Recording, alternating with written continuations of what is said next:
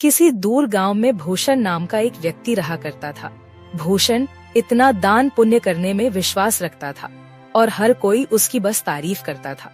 भूषण के पास भले ही अपने खाने को कुछ न हो, लेकिन वह दान पुण्य करने में कभी पीछे नहीं हटता। एक रोज सुबह सुबह भूषण खाना बनाकर जैसे ही खाने बैठा, उसके दरवाजे पर एक साधु का आना होता है। कुछ खाने को दे दो बेटा, कल से भूखा हूँ, कुछ खाया पिया ही नहीं है और अब तो चला भी नहीं जा रहा। अरे साधु जी, आप अंदर आइए और मेरे साथ बैठ के खाना खा लीजिए। अरे इतने खाने से मेरा पेट नहीं भरने वाला। कोई बात नहीं, मैं आगे मांग कर खा लूंगा। तुम खाना खाने बैठे हो तो खा लो बेटा।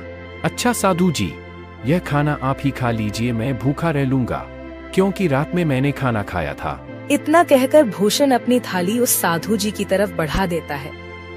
साधु जी भी खाना देखकर दोनों हाथों से जल्दी जल्दी खाने लगता है और खाना खाने के बाद साधु जी भूषण को ढेर सारा आशीर्वाद देते हुए कहते हैं, भगवान तुम्हें हमेशा खुश रखे बेटा, तुमने अपने हिस्से का खाना मुझे खिलाया है। आजकल ऐसे दानवीर लोग मिलते ही कहाँ हैं। तुम्हारा भला हो बेटा। इतना कहकर साधु जी वहाँ से चले जाते हैं। लेकिन भूषण को भी भूख लगी थी। अब वो रसोई में जाकर रसोई में रखे डब्बे को देखने लगता है, जिसमें अन्न का एक दाना भी नहीं था। चलो कोई काम देखता हूँ, कहीं से खाने पीने का बंदोबस्त तो हो जाएगा। बस उस बेचारे का पेट भर गया, मुझे बहुत सुकून मिल रहा है। अब भूषण घर से निकलता है, तभी उसे गांव का मदनलाल देखकर अपनी पत्नी से कहता है, अरे कब से यह अनाज की बोरियां अकेले ही उठा रहा हूँ। अभी भूषण को बुलाता हूँ, तुम देखना वह कैसे मेरी मदद करेगा। उसे तो वैसे भी लोगों की मदद करने का भूत सवार है। खुद भले ही जेब में फूटी कौड़ी ना हो, लेकिन बड़ा दानवीर बनता है। अब मदनलाल भूषण को आवाज लगाकर बुलाता है, अरे क्या हाल चाल है मदन भाई, सब ठीक तो है ना? ये अनाज की बोरियां खेतों से ला रहे हो क्या?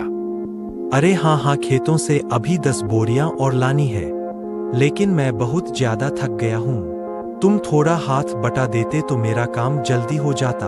अरे क्यों नहीं, चलो चलो, मैं आपके साथ मिलकर खेतों से आपके घर तक बोरियां पहुंचा देता हूं। बड़ा ही बेवकूफ है और इसे बेवकूफ बनाना भी आसान है। चलो, इसी बहाने मेरी मदद हो जाएगी और थोड़ा आराम भी मिल जाएगा। इतना कहकर मदनलाल भूषण से अब कई सारी बोरियां खेत से घर रखवाता है।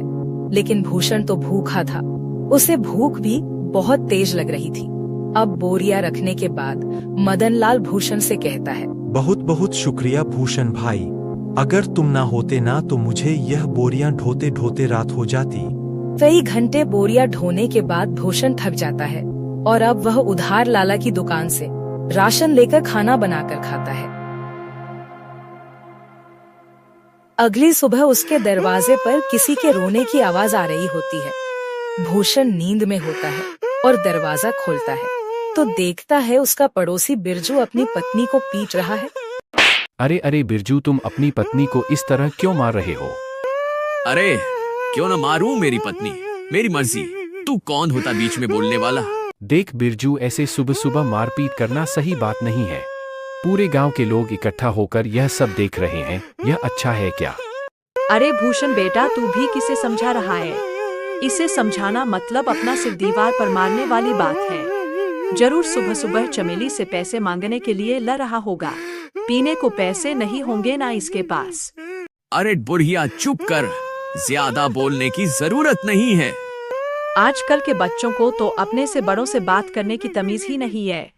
अरे मैं तो तेरी माँ की उम्र की हूँ और तू है कि मुझसे बदतमीजी से बात कर रहा है। लेकिन मैंने तो नहीं कहा आपको कि मेरे बीच में बोलने के लिए। इतना कहकर बिरजू फिर से अपनी पत्नी चमेली को मारने लगता है। लेकिन भूषण से यह सब देखा नहीं जाता और वह बिरजू का हाथ पकड़ लेता है और उसे एक जोरदार तमाचा लगाता है। यह देखकर सारे गांव वाले ताली बजाने लगते हैं। बिल्कुल ठीक किया यार, इसी के लायक है। अरे अपनी पत्नी पर हाथ उठाता है और खुद को मर्द समझता है।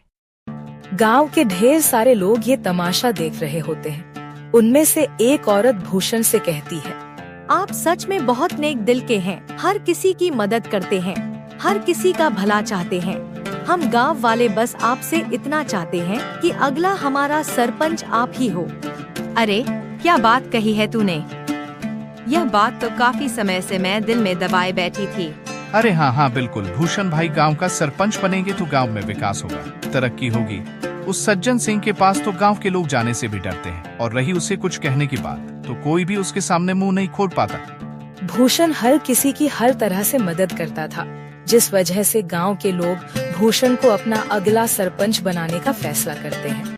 अब सरपंच तक यह बात पहुंचती है।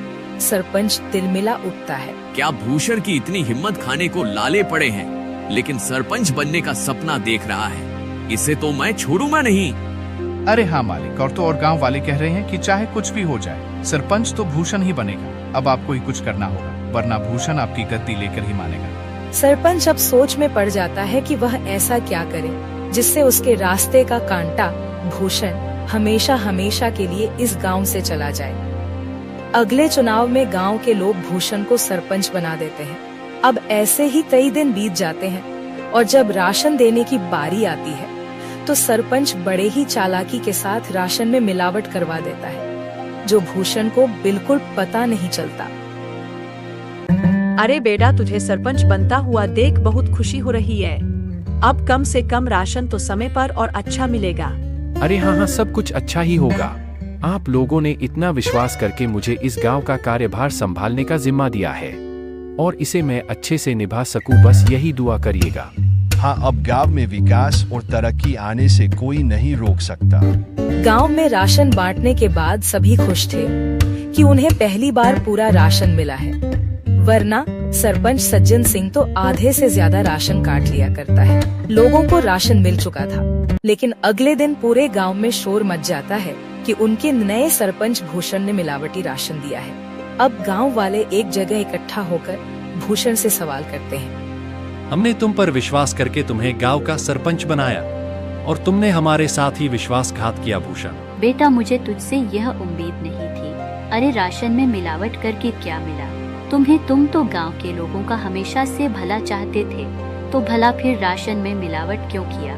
इतना मिलावट तो सरपंच जी भी नहीं करते थे। हमने तुम्हें सरपंच बनाकर गलत फैसला दे लिया है। बिल्कुल ठीक कह रही है कलावती काकी, अभी के अभी तुम इस गांव से निकल जाओ।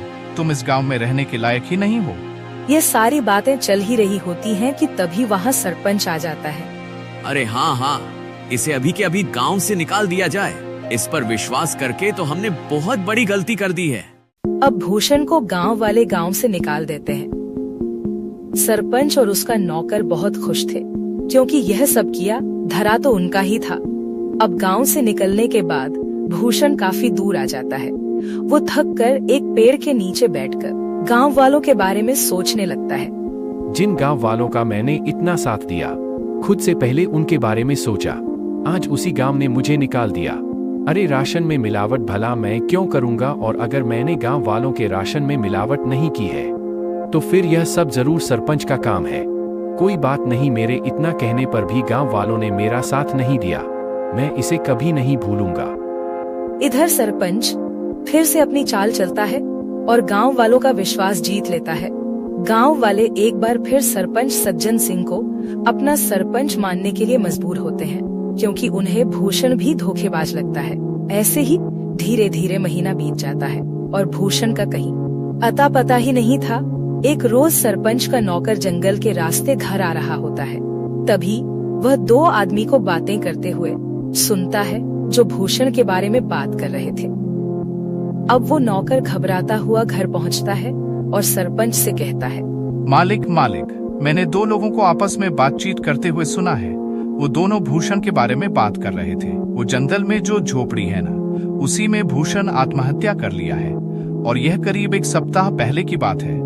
क्या इसका मतलब मेरे रास्ते का कांटा अब हमेशा हमेशा हमेशा के लिए मेरे रास्ते से हट गया है? चलो अच्छा है। और तो और मालिक, यह बात तो गांव वाले भी जानते हैं। न जाने उन तक ये बात किसने पहुंचाई।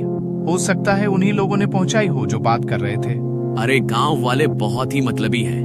भूषण ने गांव वालों का कितना साथ दिया, और गांव वाले भी यही कहेंगे कि भूषण ने शर्म के मारे आत्महत्या कर ली। गांव वालों के साथ साथ सरपंच को भी अब पूरा यकीन हो गया था कि भूषण ने आत्महत्या कर ली है। लेकिन कुछ दिनों बाद भूषण सरपंच के दरवाजे पर पहुंचता है। शाम का समय था, चारों तरफ अंधेरा छा रहा था।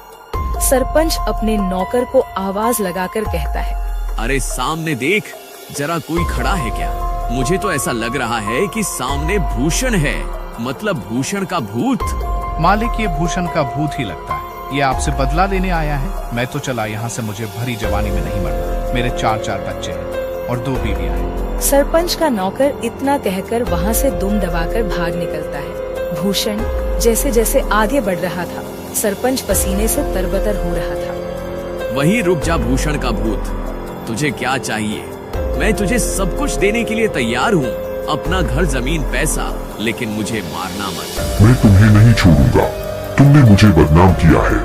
अब तुम ही यह सच गांव वालों के साथ सामने बोलोगे, वरना मैं तुम्हें मार डालूंगा। अरे हाँ, मैं गांव वालों के सामने सच को बोलने के लिए तैयार हूँ, लेकिन मुझे मारना मत। अब सरपंच रात के समय ही गांव वालों को इकट्ठा करके सबके सामने सच को बोलता है कि उस दिन राशन में मिलावट उसने और उसके नौकर ने की थी। आप लोग भले ही मुझे भूत समझ रहे हो, लेकिन मैंने अपने आत्महत्या की खबर झूठी फैलाई थी ताकि मैं चोर को पकड़ सकूं, और चोर आप सभी के सामने है। मैंने हमेशा लोगों का भला किया, तभी तो आप लोगों ने मुझे इतने सम्मान और प्यार के साथ दानवीर कहा। भाई, मुझसे गलती हो गई, मुझे माफ कर दो। मैं तुम्हारे आगे हाथ जोड़ता हूँ। अब उसी वक्त गांव वाली सरपंच को गांव से निकालकर सरपंच की जगह भूषण को गांव का सरपंच बनाते हैं और भूषण से माफी मांगते हैं कि वह सरपंच की बातों में आ गए थे और उन्होंने बिना सोचे समझे उसे गांव से निकाल दिया था।